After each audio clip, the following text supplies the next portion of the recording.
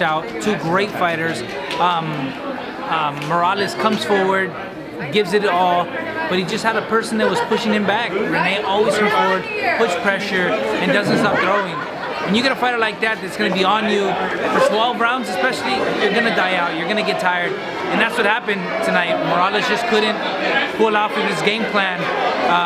Rene was a stronger fighter, more pressure, threw more punches, and came out with the win. And I'm proud of it because you know what now?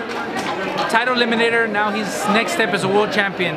To be another Nicaraguan world champion, especially with his brother, his twin brother being a world champion right now. Right. To have two twin brothers, world champions, different weight classes would be amazing for boxing. We're talking, of course, about WBA super featherweight champ Alberto Machado. First of all, I wanted to do the introduction. You started talking. I apologize for that.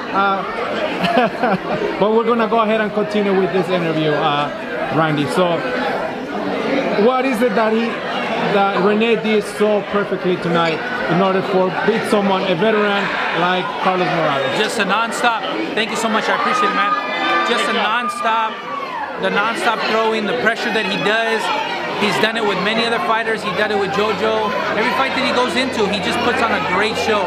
He's a fan favorite. He puts pressure, non-stop throwing. He doesn't get tired, and he just kills his opponents. He dies them out, and that's what happened today.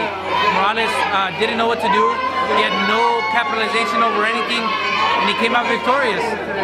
You think Alberto Machado will give Rene Alvarado the opportunity to fight for his world title right away? He's gonna have to. He has no choice. Machado's having some thoughts about facing Bandido Vargas first.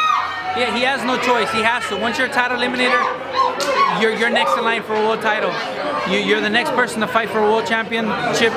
So he deserves it. He's fought his last 6 fights have been all wins. Yes. You know, 4 by knockout. So you know what? It's time for him to take that opportunity.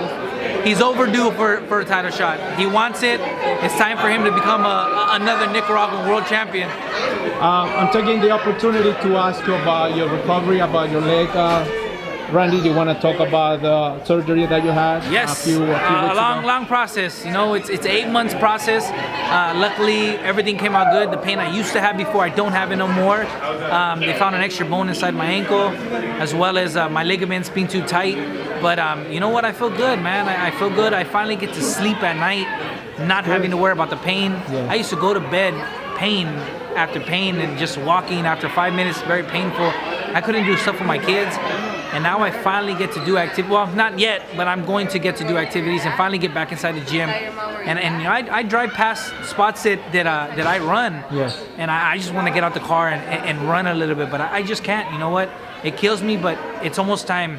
We got in about another 6-7 months of recovery, and I can't wait to get back inside the ring. Did that injury affect you when you fought Diego de la Vega? Most definitely. I don't like to make complaints, but that happened through the whole training camp. Before I fought him, I've had the pain. Yeah. And, you know, it was just very painful. I couldn't run, I couldn't train. In that training camp, I didn't spar much, very minimal sparring. Congratulations, man. Congratulations. Very minimal. Running, a little bit of, no running at all for the whole training camp. More swimming, more cardio, riding bikes, but it was just still very painful. Yeah. But hey, in boxing, you live and learn. I had to take the opportunity. It was a big opportunity for myself. You know, when I signed the contract, my foot was not hurting. But after I got jumped into training camp, it was just very painful. And hey, unfortunately, it didn't go my way. Could we see Randy Caballero back in action in Most 2019? definitely. I've always told everybody that asks me, I tell them the same thing. It's going to be the biggest comeback in boxing history. Someone to win a world title.